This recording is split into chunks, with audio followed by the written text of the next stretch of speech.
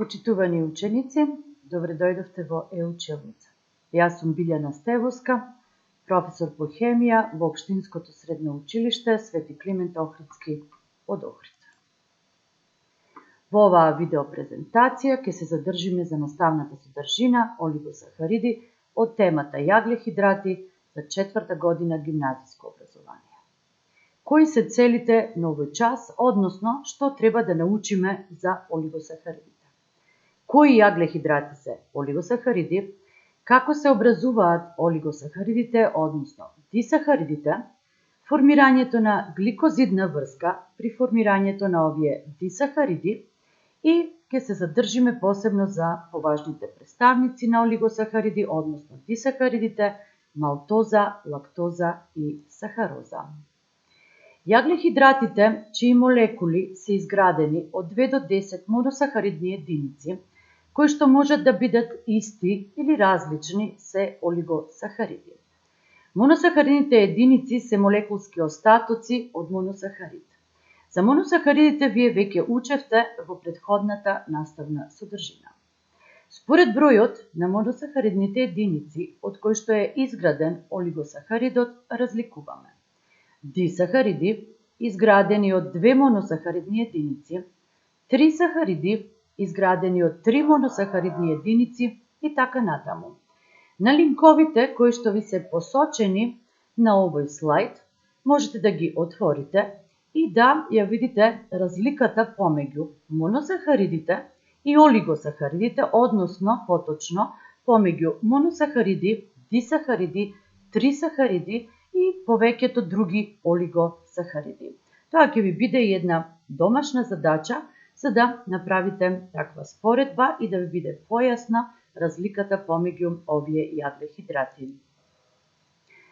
Да видиме сега како конкретно се образуваат дисахаридите.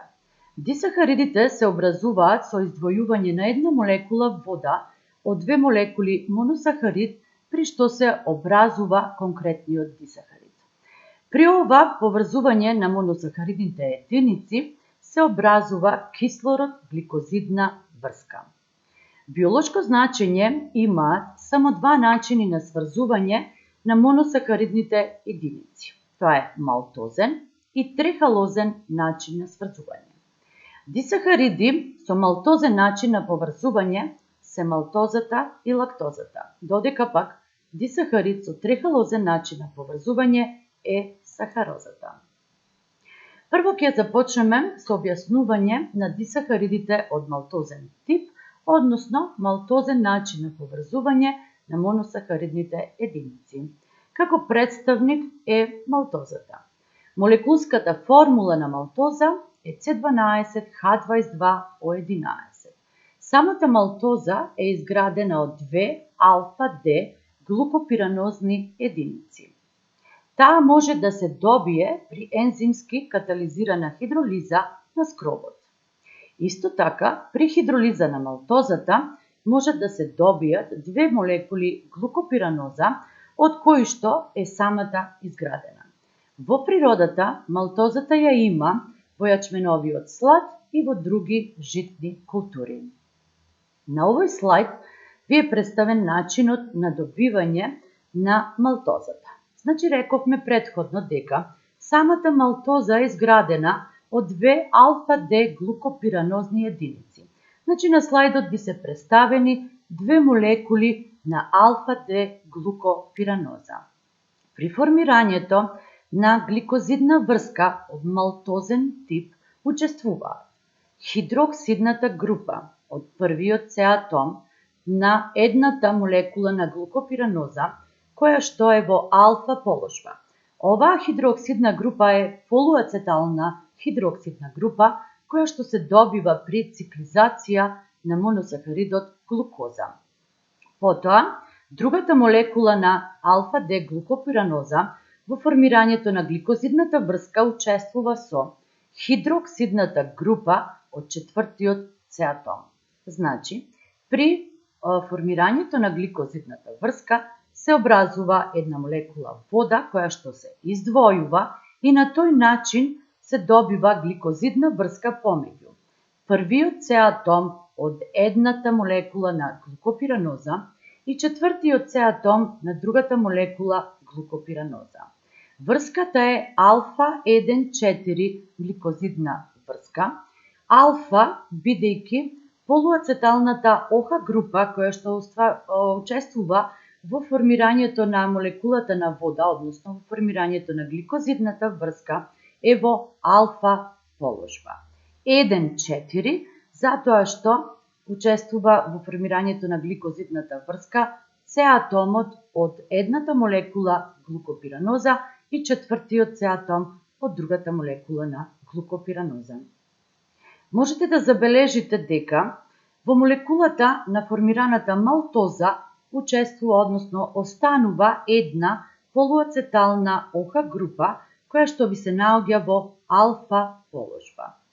Бидејќи останува една полуацетална ОХ група слободна, алфа малтозата покажува мутаротација и има редукциони особини. Алфа малтоза е ова, бидејќи полуацеталната група која што преостанува е во алфа положба. Друг представник на дисахаридите, кој што се добива со малтозен начин на соединување на моносахаридните единици, е лактозата. Лактозата има молекулска формула иста како и малтозата, C12H22O11, значи тие се изомерни соединенија. Меѓутоа, за разлика од малтозата, лактозата е изградена од една бета-Д галактопиранозна и една алфа-Д глукопиранозна единица. При хидролиза на лактозата се добива една молекула галактопираноза и една молекула глукопираноза. Лактозата ја има во млекото на сите цицачи од 5 до 10%, па затоа уште е наречена млечен шекер. На слайдот ви е прикажан начинот на добивање на лактозата. Рековме дека во формирањето на гликозидната врска учествува една молекула бета-Д галактопираноза и една молекула алфа-Д глукопираноза. Во формирањето на гликозидната врска од малтозен тип учествува ОХ групата која што е полуацетална и е сврзана на првиот С атом од галактопиранозата. Исто така, таа е во бета положба, затоа е и бета-Д галактопираноза, и хидроксидната група од четвртиот С атом од алфа-Д глукопиранозата. При ова соединување или синтеза помеѓу овие две моносахаридни единици се формира гликозидна врска, при што се издвојува и една молекула вода. Врската која што се формира помеѓу моносахаридните единици е бета-1,4 гликозидна врска. Зошто бета? Бета врската е затоа што во формирањето на оваа кислород гликозидна врска учествува кислородот од бета полуацеталната ОХ група од галактопиранозата. Зошто 1,4?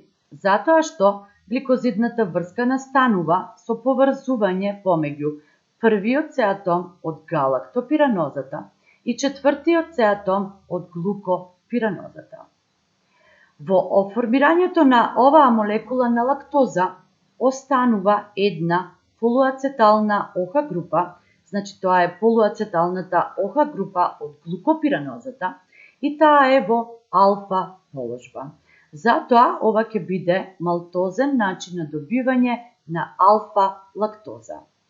Бидејќи алфа лактозата има слободна полуацетална ОХ група, таа исто како и малтозата покажува мутаротација и има редукциони особини. Другиот начин на добивање на дисахаридите е трехалозен тип, односно трехалозен начин на соединување. Како типичен представник на овие дисахариди е сахарозата. Молекулската формула на сахароза е истата како и за лактоза и малтоза, а тоа е C12H22O11. Различно од претходните, сахарозата е изградена од една бета-Д фруктофуранозна единица и една алфа-Д глукопиранозна единица. Во природата ја има во растенијата и тоа најмногу во шеќерната трска и шеќерната репа, од која што може и да се добие. Под дејство на ензимот сахараза во цревата на човекот и животните, хидролитички се разложува до глукоза и фруктоза, кои што се и составниот дел на самата сахароза. При оваа хидролиза се добиваат еднакви количини на Д-глукоза и Д-фруктоза.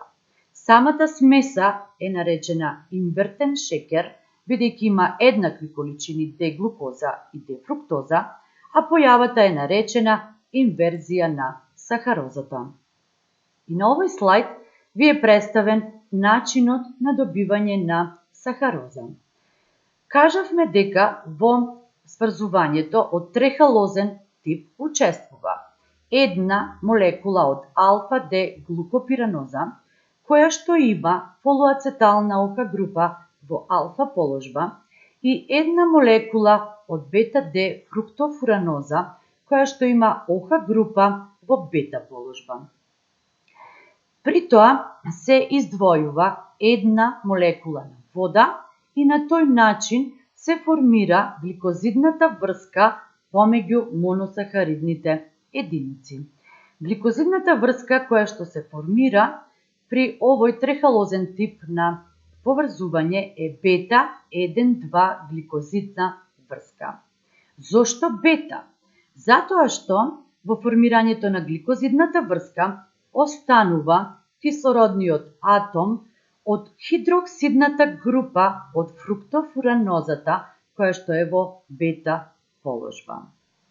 Бидејќи во овој начин на поврзување учествуваат двете полуацетални групи, значи едната од глукопиранозата и едната од бета-Д фруктофуранозата, самата сахароза нема слободна полуацетална ОХ група. Бидејќи нема слободна полуацетална ОХ група, таа не покажува мутаротација и нема редукциони особини. При хидролиза на самата сахароза, како и при хидролиза на сите претходни други дисахариди, малтозата и лактозата, се добиваат нивните составни делови. Значи, при хидролиза на сахароза се добива составната молекула глукоза и фруктоза. И да видиме за крај што научивме денеска. Олигосахаридите се јаглохидрати изградени од 2 до 10 моносахаридни единици поврзани со гликозидна врска која се формира со дехидратациона синтеза. Дехидратациона затоа што се издвојува една молекула вода, синтеза затоа што се соединуваат моносахаридните единици при формирањето на дисахаридот. Наједноставните и најважните олигосахариди се дисахаридите, кои што се изградени, кажавме, од две моносахаридни единици. При хидролиза на самите дисахариди се добиваат соодветните моносахариди од кој е составен тој дисахарид. И како представници на дисахаридите посебно се задржавме за малтозата, лактозата и сахарозата. За малтозата кажавме дека е изградена од две глукопиранозни единици кои што помеѓу себе се поврзани со алфа-1,4 гликозидна врска. За лактозата кажавме дека е изградена од една галактопиранозна и една глукопиранозна единица кои меѓу себе се поврзани со бета-1,4 гликозидна врска и за крај за сахарозата изградена од една глукопиранозна и една фруктофуранозна единица поврзани со бета-1,2 гликозидна врска. Се надевам дека оваа видеопрезентација ќе ви помогне во изучувањето на наставната содржина олигосахариди. Ви благодарам.